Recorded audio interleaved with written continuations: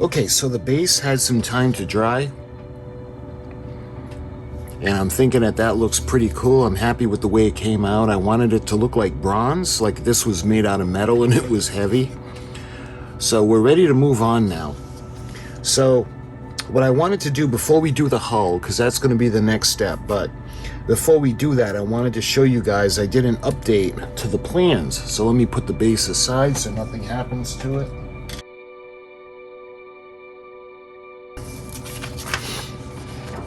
Okay, so when I did the plan out, I wasn't sure on the sound files we were going to use. So this is an update. These are the sound files that I put that the ship is going to be able to play. The first one is the Undersea World of Jacques Cousteau, and it's going to be the theme song. Number 2 will be the Jacques Cousteau message, where Jacques Cousteau is appealing for people, fellow lovers of the ocean, to actually help before it's too late with the pollution. Number 3 is Jacques Cousteau as he dives on the Britannic and he goes through the grand staircase. And then number 4, because I wanted to pay homage to the CALYPSO herself, this is John Denver on how he, the story behind the song that he had when he came up with the song CALYPSO. So that's the updated plan sheet.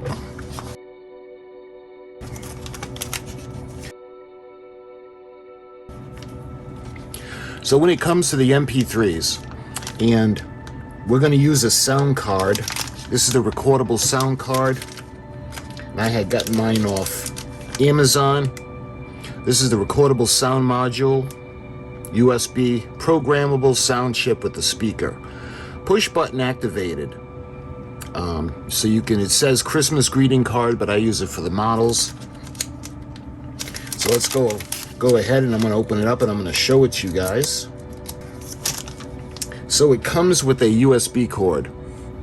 And there's a couple of reasons why we have a cord. The one is we need to use this to connect it to the computer to load the files onto the sound card. And number 2, while we're going to use it, because the sound card has batteries, we're going to use this as a power source. So this has the plastic wrap on it, and you can see the connections. So when it comes to the sound card itself, see, those are the batteries that I was telling you about. We're going to remove the batteries because we're actually going to seal this into the hull. So this actually has a switch. Now, when you get this actually comes with a file, like an example on what it sounds like. Now, I went ahead, I deleted it because that's just taking up room. And remember, there's only 8 megabytes on this. So let me tell you a little bit about how we got the files onto the MP3 card. So the first thing I had wanted to do was I choose the files that I wanted. And let's start with number 1. I used the Undersea World of Jacques Cousteau. I thought that was a brilliant tribute to be playing. So I did that. I got that video first, and I downloaded it, and I put that to the side. Jacques Cousteau's message is another one that I had found through the Cousteau Society, and I had downloaded that video and put it aside. Same thing with Jacques Cousteau and Britannic. I actually have that episode on DVD. So what I did was I used a sound grabber to grab the sound clip. That's when he's going down and he's going through the ship for the first time and he's finding himself going through the grand staircase and he's talking about Britannic. So I put that clip aside. Then I had discovered, because I wanted to do another Jacques Cousteau clip, and then I had seen the John Denver story talking about his song CALYPSO. And I love that song, and I think it's such a tribute to the CALYPSO. So I decided to add that, because John Denver, I'm a John Denver fan, and he's no longer with us either. So I decided to include that. So we take all of the files, all the video files, and what I got to do is I have to convert them to an audio file. So when we convert these to an audio file, I think it's an MP4 that they end up being converted to. So then we have the sound files from the video files. Now keep in mind, this sound card won't play anything unless it's an MP3 file. So if you guys have wondered why you put files on here and it's not playing, that's the reason. You can load it, it'll show that it's there, but it won't play anything except MP3 files. So then I have to take a converter and I have to convert all the audio that we did from the MP4, and we got to convert that to an MP3. So there's another step. So when you think about it, think of video, convert to MP4 or M4R, something like that, and then convert that to MP3. So those are the steps to get them to the MP3 files. Now, when you open up the folder, what you do is you're going to connect this to the little USB port on the sound card, and then you're going to plug this into your computer, and your computer is going to detect the presence of a file, so it's going to open up. And as soon as you open it, you're going to see what I'm talking about, that little sample music file that's there. Again, I just delete mine because it just takes up room. Again, there's only 8 megabytes on here. So then what I do, once it's all cleared out, I'll take all of the MP3 files that I had created, and it's simple drag and drop. Select them all and drop them into the folder for the MP3 card.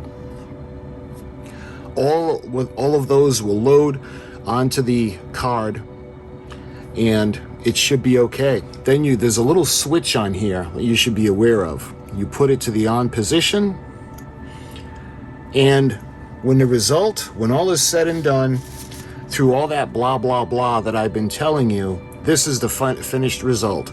So we're going to just listen to all of the files now that are on here. I swim now through a world in which all reference points have been altered. The walls of the monumental first-class hall are above and under me, the floor directly ahead. I weave through a labyrinth of metal bars across my horizontal course. I feel I could get caught like a tuna in a giant net. Abruptly, I realize that these grids are all that remain of the grand staircase. But a less definable sense of disorientation also haunts me. The Britannic's entire career was unintended. Planned for fashionable transatlantic crossings, she spent her brief life in the drab pursuits of war. Here in this room, where orchestras were meant to play, dust has settled everywhere in the Stygian gloom. History has made a mistake.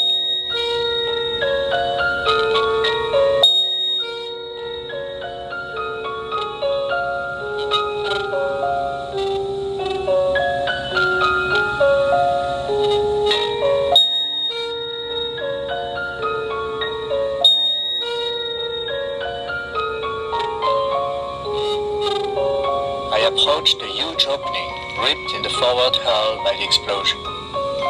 While Falco films and Dolomite aims the beams of our powerful lights, I search for clues that will tell us more about the Britannic's tragedy. Soon I am surrounded by twisted steel plates and bulkheads, by torn clusters of electric cables and rotted planks. I realize I have penetrated deep into the ship's entrails. The really great experiences that happened for me out of the success of my music was meeting Captain Jacques Cousteau, who had been one of my heroes ever since I first heard of him. And I met Captain Cousteau and all the members of the CALYPSO down in Belize in Central America. And On the day that I met Captain Cousteau and met the crew after stowing my gear, and the first opportunity that I had to walk around this incredible ship that had been so many places and had been the vehicle for so much that I'd learned about the environment, about the ocean in particular, I had these words in my head: CALYPSO, the places you've been to, the things that you've shown us, the stories you tell. Anyway, the chorus to the song was there in almost the time it takes to say it. During the remaining time that I spent aboard the CALYPSO, I tried to finish this song, to be able to sing it for Captain Cousteau and his crew. And for some reason, I was unable to get anywhere close to what I was hoping to say behind that wonderful chorus. I also continued to work on it when I was back out in California working on the television show, which was the catalyst for our meeting, a television show that also included Danny Kaye, and in fact was the one that I won an Emmy for, the only Emmy that I've won.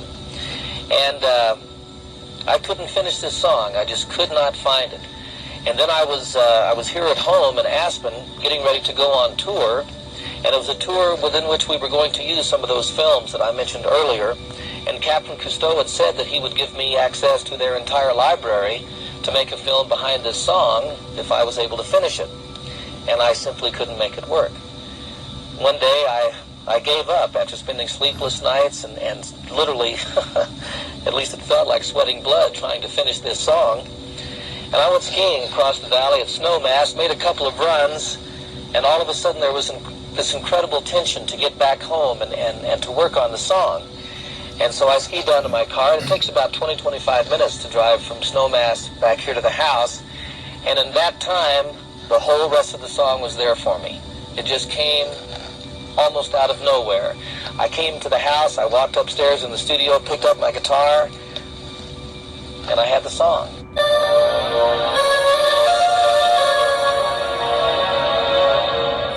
People protect what they love.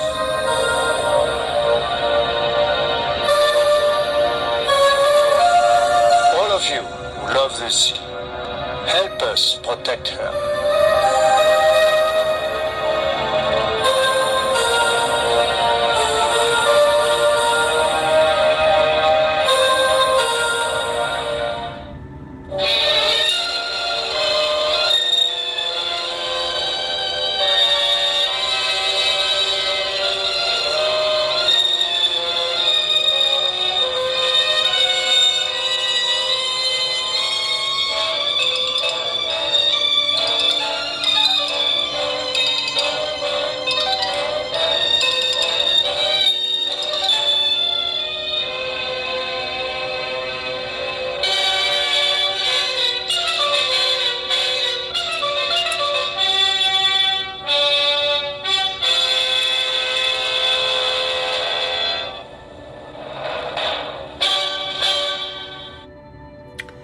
So my friends, those are the sounds that are going to come out of our finished CALYPSO.